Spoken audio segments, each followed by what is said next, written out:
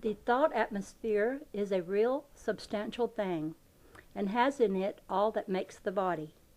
So many people consider the things that they cannot see as unsubstantial, and although they are told over and over that they cannot conceal themselves, they go right on believing that they can.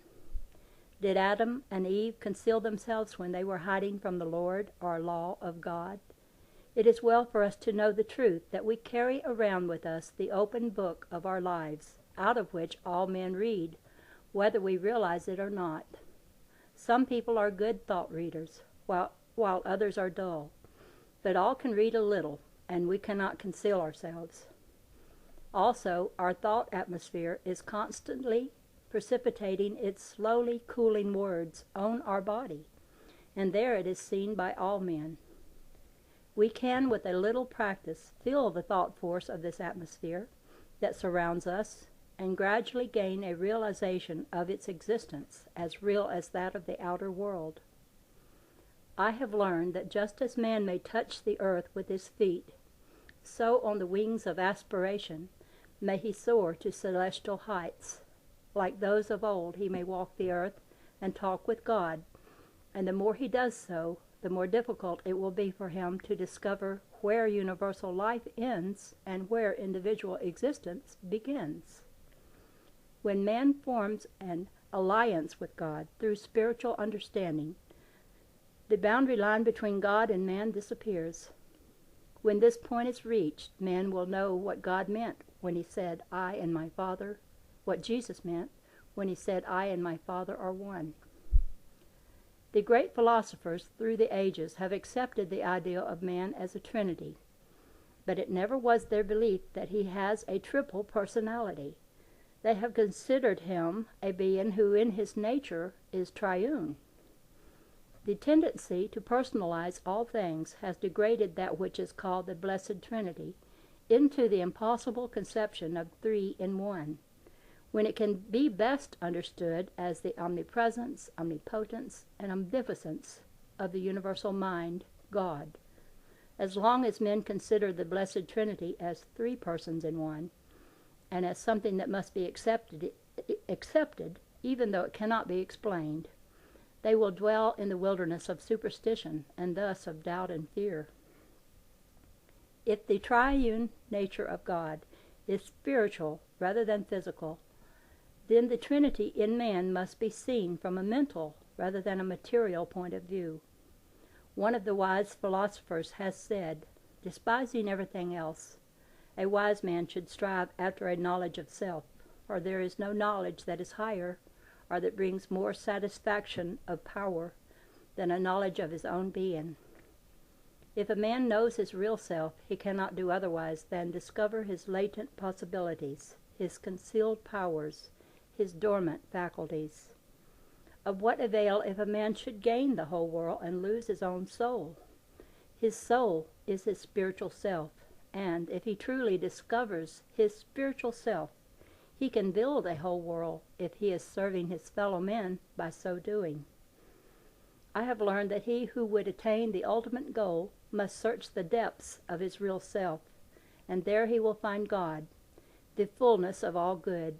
It is because man is a trinity in unity, composed of spirit, soul, and body, that in a state of spiritual ignorance he has the tendency to think on a level with the lowest degree of his nature, which is the physical. The ignorant man looks to his body for all the pleasure he gets, and there comes a time when he gets from the senses all the pain that he can stand. What he does not learn through wisdom, he must learn through woe, and, after repeated experiences, he will not deny that wisdom is the better way. Jesus, Osiris, and Buddha said that with all our understanding, we must get wisdom. Thought, operating on the plane of the intellectual, raises the vibrations of the body to a point which corresponds to liquid. On this plane, thought is neither wholly material nor wholly spiritual. It is vibrating like a pendulum between materiality and spirituality. But there comes a time when one must choose which one he will serve. If he chooses materiality, A world of confusion and chaos awaits him. He may choose the spirit, and if he does so choose, he may ascend to the dome of the temple of God in man. This state of thought can be compared to the gaseous in matter, which is elastic and tends to expand indefinitely. God always leaves it for man to say whether he will control his fluidic stream of thought in the direction of those celestial heights which bear him above the fog line of doubt, fear, sin, and sickness, or let it sink to the sordid depths of the animal in man. If, in thinking of man as a trinity of spirit, mind, and body, we consider him principally from the standpoint of mind or soul, we shall see that he occupies a position between two great extremes of mental activity, the lower of which is the body, and the higher the spirit. Mind is the connecting link between the visible and invisible. Operating on the plane of the senses, the mind becomes the seat of all the animal appetites and passions. It is the serpent in man's Garden of Eden, which beguiles him into partaking of the poisoned fruit. When Jesus said, "As Moses lifted up the serpent in the wilderness, even so must the Son of Man be lifted up," he was not referring to the raising of his body on the cross, but to the elevation of the soul or mind above sense delusions. Standing between spirit and body, though separated from neither, the soul or mind is capable of thinking even lower than the brute thinks, or it may enter into conscious union with pure spirit, where there is an abundance of peace, purity, and God power. When the Son of Man is lifted up to this realm, in which he rises above the fallacies of the physical realm, he thinks and acts on the plane of pure intelligence. There he discriminates between those instincts which he shares with every other animal, and those divine intuitions which he has in common with God. I have been shown that when man thinks on a plane with pure spirit, the soul enters consciously that realm, wherein it perceives the ideal of things rather than the things themselves. It is no longer dependent upon the senses, but with clearer vision, it sees the broad horizon's grander view.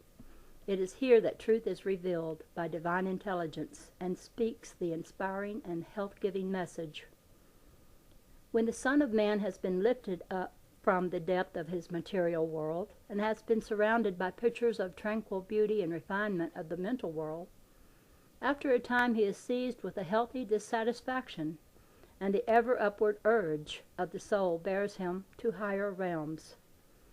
There he no longer sees the pictures of tranquility, but dwells in the land of tranquility, surrounded by perpetual beauty. He has glimpsed the inner, and to him that has become the all, and the outer has become the inner. He lives in a world of causes when before he moved in a world of effects. Read that again. He lives in a world of causes when before he moved in a world of effects. The spirit of triune man is pure intelligence, that region of his being where neither sense testimony nor human opinion has any weight against ascertained truth. It is the Christ within, or the Son of God in the Son of Man, the discovery of which sets at rest doubt and its discouragements. It is from this pinnacle of his being that man views all things with the clear vision of the educated soul. He beholds more things in heaven and upon earth than are dreamed of in any philosophy.